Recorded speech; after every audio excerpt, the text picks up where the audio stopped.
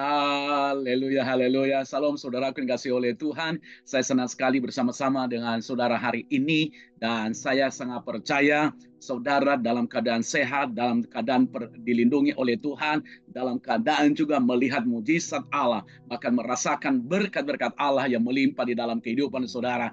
Hari ini saya akan membaca firman Tuhan buat kita yang tertulis dalam kitab Keluaran pasal 20 ayat 3 sampai dengan ayat yang kelima. Beginilah firman Tuhan. Jangan ada padamu Allah lain di hadapanku. Jangan membuat bagimu patung yang menyerupai apapun yang ada di langit di atas, atau yang ada di bawah bumi, bawah, atau yang ada di dalam air di bawah bumi. Jangan sujud menyembah kepadanya atau beribadah kepadanya. Sebab aku Tuhan Allahmu adalah Allah yang cemburu, yang membalaskan kesalahan bapa kepada anak-anaknya, kepada keturunan yang ketiga dan keempat dari orang-orang yang membenci aku. Saudara yang kasih oleh Tuhan, ini adalah kalau kita melihat, ini adalah salah satu dari hukum Taurat yang ke-10 yang disampaikan oleh Tuhan melalui Musa. Dan ada perintah yang sangat luar biasa di sini. Jangan, itu adalah, kalau kata jangan itu berarti jangan lakukan.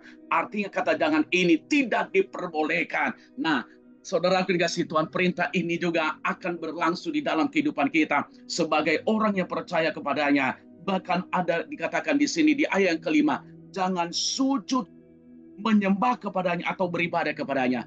Artinya dia memberikan larangan, jangan sujud atau menyembah kepadanya atau memberikan sesajen kepadanya, saudara kasih Tuhan.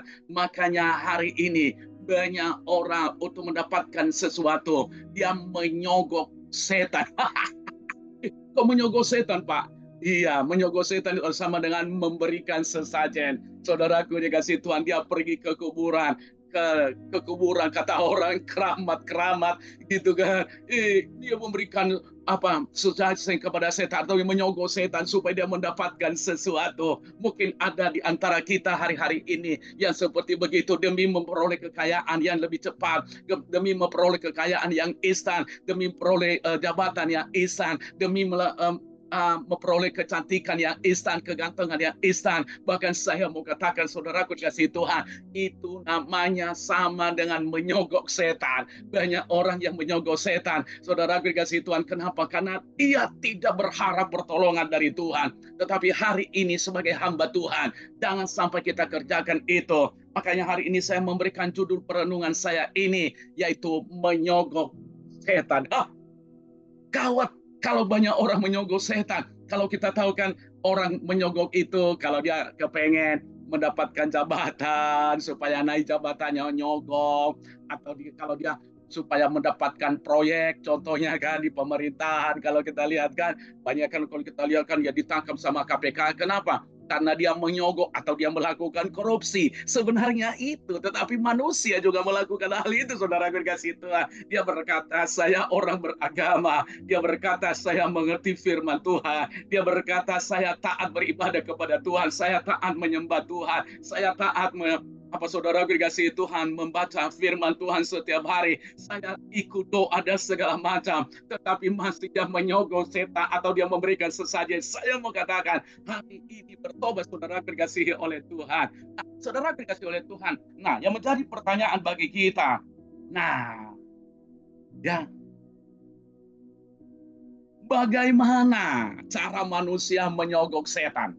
Nah, ini ya. Bagaimana cara manusia menyogok setan? Yang pertama adalah dengan memberikan sesajen.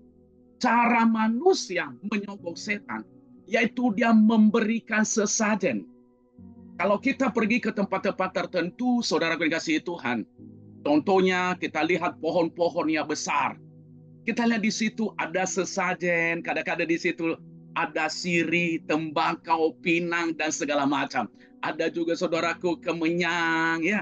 Itu orang memberikan sesajen. Itu cara orang menyogok setan, tujuannya supaya katanya kuasa kegelapan melindungi mereka, supaya setan menjaga mereka, supaya setan juga mencurahkan katanya kesehatan. Saya mengatakan saudaraku dikasih Tuhan, perlindungan dari setan tidak ada.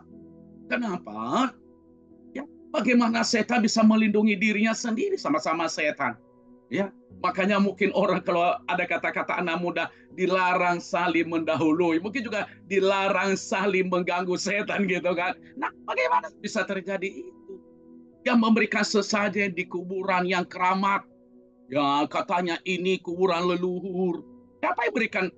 Coba kalau yang ada di dalam kubur itu langsung dia bangkit, dia berkata begitu, ha ha ha, apa yang kamu datang kepada aku? Dia bangkit dengan tengkorak, saudara dikasih dengan tulang belulang. Saya rasa orang yang datang pada waktu itu, walaupun ramai ketakutan, mungkin ada yang kesurupan. Tetapi saya mau ingatkan kepada kita, saya sebagai hamba Tuhan, saya sayang saudara. Hari-hari ini jangan sampai kita memberikan sesajen kepada setan. Jangan sampai kita sujud kepada setan karena itu dilarang oleh firman Tuhan. Dilarang oleh firman Tuhan. Itu larangan Tuhan sendiri yang berbicara kepada Musa. Coba perhatikan ayat yang kelima ya. Saya akan baca buat kita. Jangan sujud menyembah kepadanya atau beribadah kepadanya. Coba. Mungkin hari-hari ini saudara sedang terlibat karena masalah ekonomi. Mungkin usahamu sudah bangkrut. Mungkin hari-hari ini karena penyakitmu yang sudah menahun, saudara tidak bisa mendapatkan kesembuhan, sudah didoakan. Tetapi saya mau katakan, jangan pernah cari. Ya, ingat ini, jangan pernah cari kesembuhan dari setan. Jangan pernah menyembah kepada setan untuk sembuh. Saya mau katakan, saudara tidak pernah akan sembuh kalau saudara mencari kesembuhan dari setan. Kita melihat seorang yang di dalam Alkitab, seorang janda yang mengalami ya pendarahan 12 tahun. Dia sudah pergi kepada tabib pada waktu itu. Habis kekayaannya. Coba 12 tahun loh. Berarti 12 tahun juga dia pergi kepada tabib. Apakah dia sembuh? Apakah dia bisa berhenti pendarahannya selama 12 tahun? Tidak. Tetapi ketika dia datang kepada Yesus, ketika dia mendekat kepada Yesus, hanya dia menjamah jumpai Yesus. Apa yang terjadi? Di situ mujizat terjadi. Saya sangat percaya hari ini juga akan terjadi mujizat seperti begitu, saudara. Kalau saudara datang kepada Yesus, bukan memberi sesajen kepada setan. Yang kedua, saudaraku dikasih Tuhan, bagaimana cara manusia menyogok setan dengan kompromi. Banyak orang kompromi saat ini. Ya, kompromi, aduh nggak apa-apalah sesekali, nggak apa-apalah, nanti minta ampun sama Tuhan, saudara aku dikasih Tuhan. Itu juga cara kita menyogok setan. Ya, Pak Pendeta ikut, enggak, cara manusia maksud saya. Nah, itu cara manusia menyogok setan. Ngapain kita kompromi kepada setan? Kalau perlu kita harus lawan setan, kita berdoa di dalam nama Yesus, setan enyada di hadapanku. Tidak perlu kita kompromi sama dia. Tidak perlu kita berteman sama dia. Karena banyak orang sekarang berkata, aduh, tidak apa-apalah. Kalau begini, ya sesekali saja. Nanti besok kita minta ampun, hari Minggu kita datang ke gereja, kita penyucikan dosa kita. Imannya datang ke gereja itu menyucikan dosa setiap hari Minggu. Itu namanya kita mempermainkan Tuhan.